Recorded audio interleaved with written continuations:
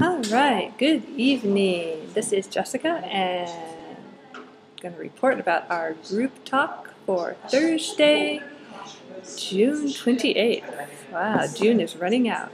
Today we talked about a very interesting topic, which was what makes a great work environment.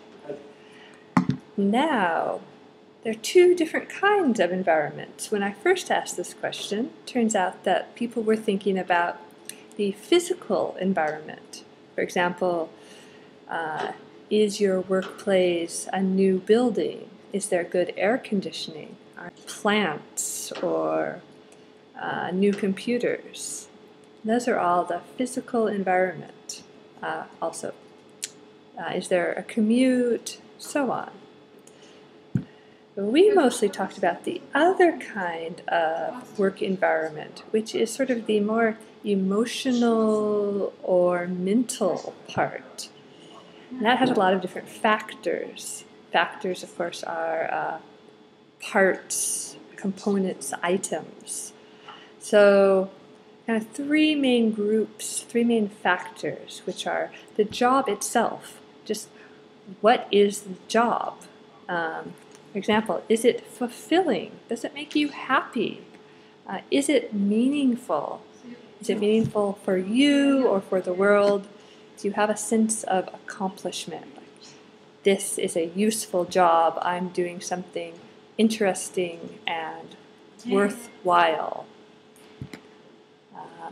Other ideas about parts of job factors, other job factors, autonomy. The very big one. Autonomy means independence, trust. If you have a job where you can't make any decision without asking your boss, every little thing you have to ask your boss is always checking on you, it means you don't have autonomy. Autonomy means your boss trusts you to do a good job, maybe checks in a little, but you have a lot of independence and flexibility. And then one other group of factors for the job is there variety in your work? Are there a variety of tasks? Or are you always doing the same thing? If every single day you're doing the same thing, then, whoa, where is it? My word. Mind-numbing. You have a mind-numbing job. Numb means no sensation, can't feel it. So mind-numbing means your brain just stops. Your brain has no feeling anymore because your job is so boring. I hope everyone has an interesting job and no one has a mind-numbing job. Some other factors were office relationships. In this case, of course, relationships are not romantic relationships, but do you get along with your coworkers? Are the coworkers positive, interested, have the same kind of attitude as you? For example, if you are very keen on new things and changing the way the company works, but your coworkers are very conservative and they don't want to change. They don't want to do extra work or try new things. And that's going to be a problem. There's going to be a lot of tension. Or if your boss is too controlling or just not your style, there might be some tension between you and your boss. It would make a kind of bad work environment. Let's see what else. And then just a little bit about organizational factors.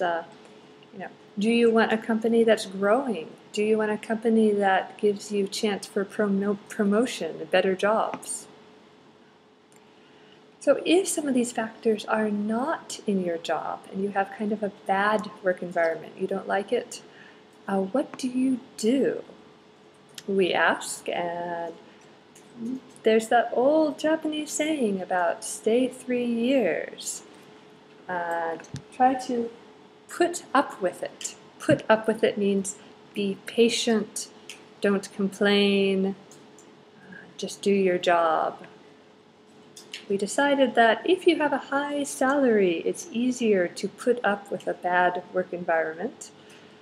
But still, people decided they would rather have a good work environment, even if the job has a lot of perks. Our last word today, perks are bonuses, extras, company car, company events, company house, free coffee in the office, free upgrades to first class, budget for going out to eat, and so on.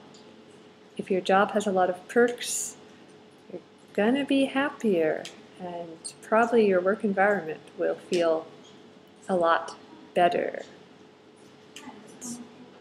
So actually, several people in our group were looking for new jobs. They had stayed for 3 years, and they decided that sometimes their work environment was okay, they had lots of experience, but they were ready to try something else. They were ready to find something more meaningful. Of course, in America, we always change jobs and always look for very meaningful jobs.